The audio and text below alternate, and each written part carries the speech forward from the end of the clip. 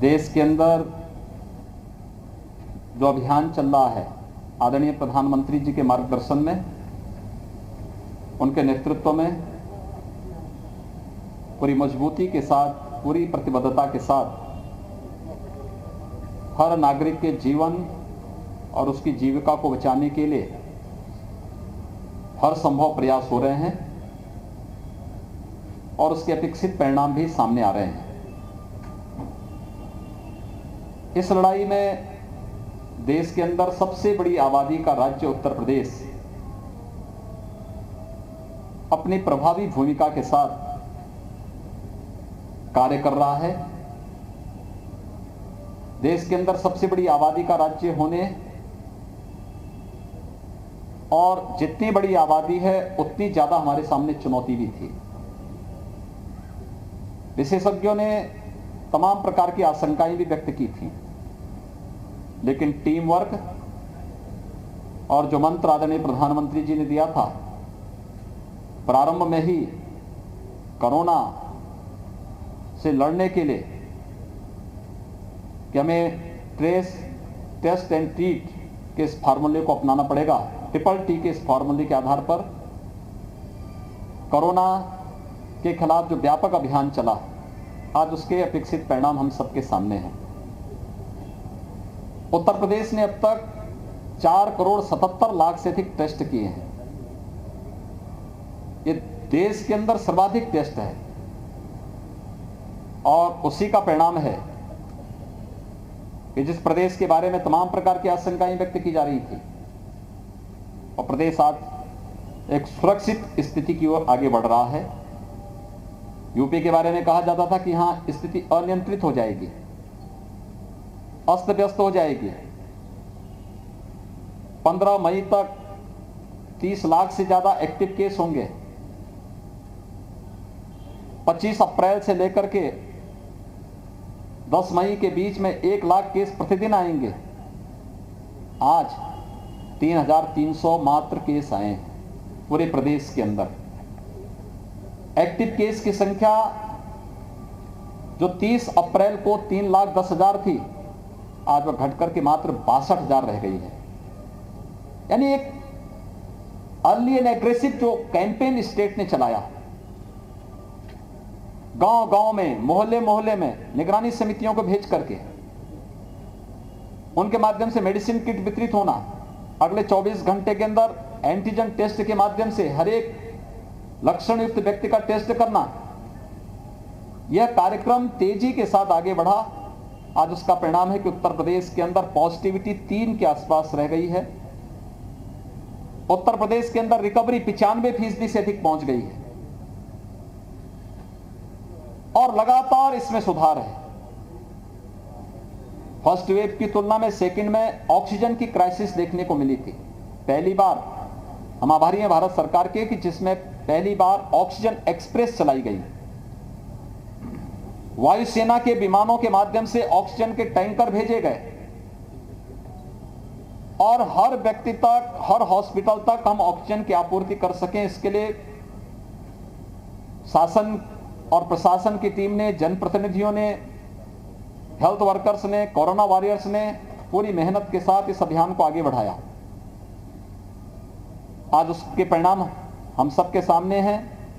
हर जनपद को आने वाले समय में ऑक्सीजन के क्षेत्र में आत्मनिर्भर बनाने के एक बड़े अभियान के साथ हम काम कर रहे हैं और उसमें हर जनपद को उसकी आवश्यकता के अनुरूप पहले ही ऑक्सीजन कंसंट्रेटर उपलब्ध करा दिए गए हैं। प्रदेश में 20,000 नए ऑक्सीजन कंसंट्रेटर अब तक हम उपलब्ध कराए हैं और लगभग इतने ही नए ऑक्सीजन कंसंट्रेटर हम लोग उपलब्ध कराने की तैयारी कर रहे हैं। लेकिन ऑक्सीजन प्लांट बने,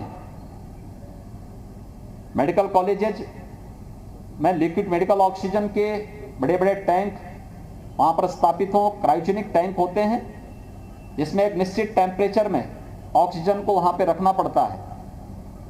उनकी स्थापना की कार्रवाई चल रही है। तो हॉस्पिटल, डिस्ट्रिक्ट हॉस्पिटल या CHCs में वहां पर हम लोगों के द्वारा एटमॉस्फेयर से ही ऑक्सीजन बनाने के जो संयंत्र हैं उनकी स्थापना के कार्य को युद्ध स्तर पर आगे बढ़ाया जा रहा है। इस समय हम लोग 300 से ज़्यादा ऑक्सीजन प्लांट उत्तर प्रदेश के अंदर अलग अलग हॉस्पिटल में लगा रहे हैं और देवरिया जनपद में भी यहाँ की टीम ने अच्छा काम किया है।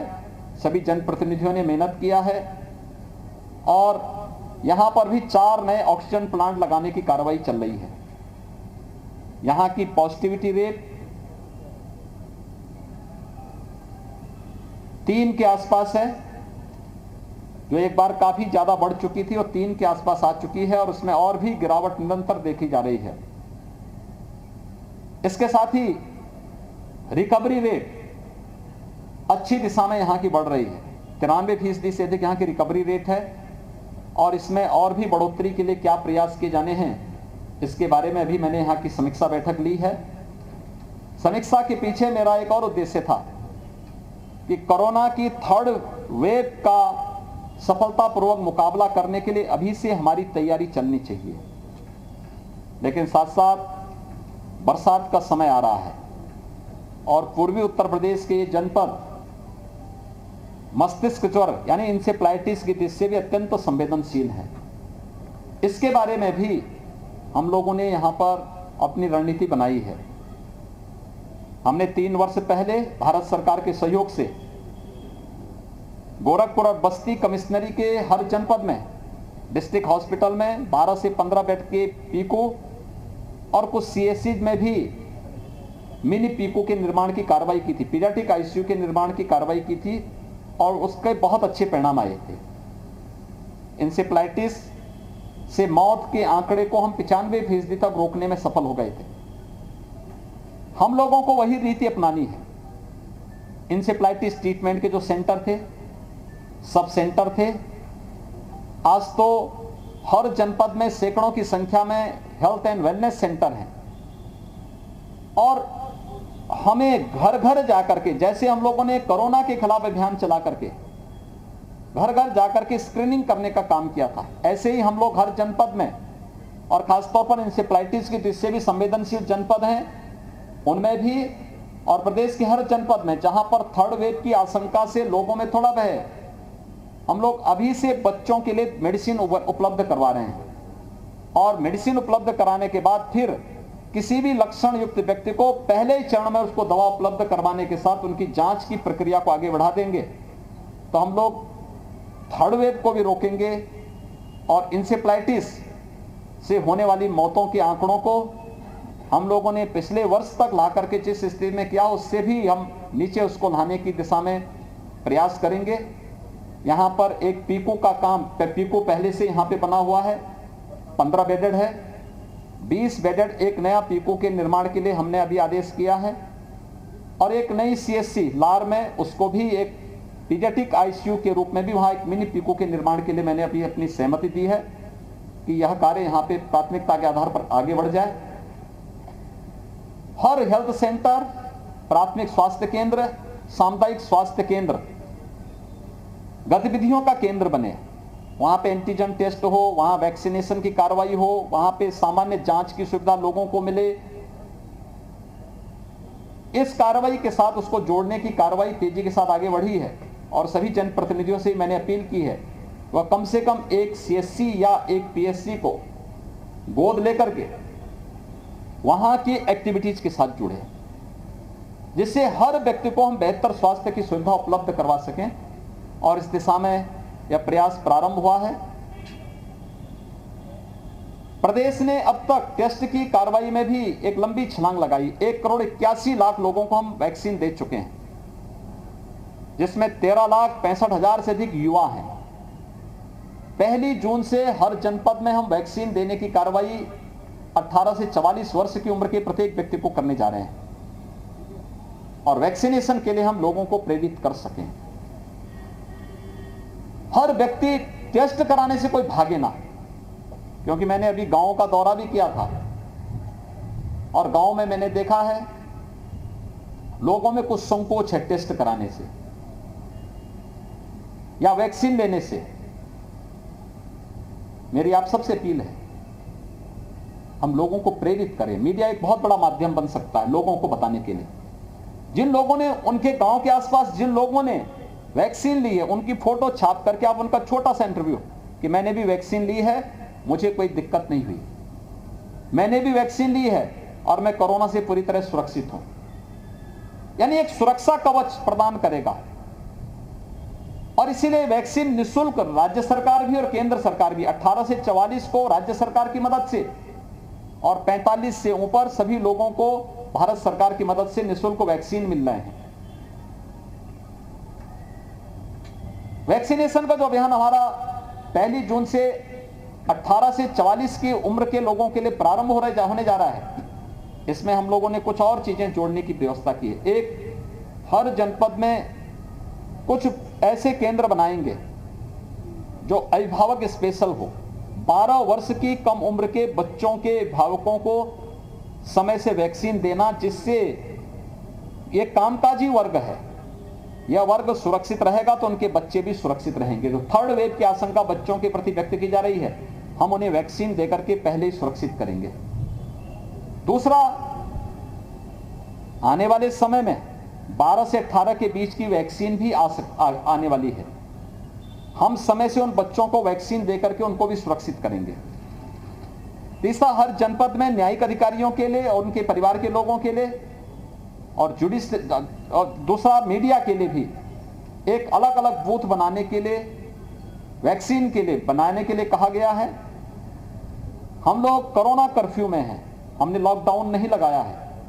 कोरोना कर्फ्यू में हमारे उद्योग चल रहे हैं, खेती बाड़ी का काम चल रहा है, राशन की दुकानें चल रही हैं।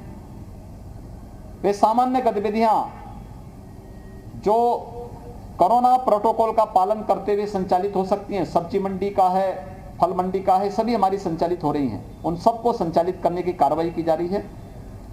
और मुझे विश्वास है कि कोरोना के खिलाफ जो अभियान वर्तमान में चल रहा है, यह अभियान सफलता की नई ऊंचाइयों तक पहुंचेगा। आप सबका सहयोग इस मामले में विकसित है। आप सबसे भी अपील है, लोगों को कोरोना प्रोटोकॉल का पालन करने के लिए हम प्रेरित करें। टेस्ट करवाने से न भागें और वैक्सीन उनकी पारी आने पर वे वैक्सीन जरूर लें।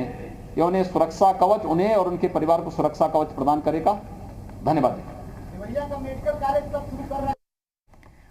तो देवरिया में मुख्यमंत्री को आप सुन रहे थे, जिन्होंने बताया कि 4 ऑक्सीजन प्लांट जो हैं देवरिया में भी लगेंगे। इसके साथ ही उन्होंने बताया कि एक वक्त में यहां पर भी तेजी के साथ संक्रमण बढ़ा था, लेकिन अब पॉजिटिविटी रेट जो है उसमें भी गिरावट दर्ज की गई है। रिकवरी रेट तेजी के साथ बढ़ रहा है। साथ ही साथ उन्होंने एक बार फिर से वैक्सीनेशन पर जोर दिया है कि एक बड़ा हथियार है ये कोरोना से लड़ाई में, और इसलिए हर किसी को वैक्सीन लगवानी चाहिए। इसके साथ ही साथ उन्होंने और लोगों को भी जागरूक करने की अपील की।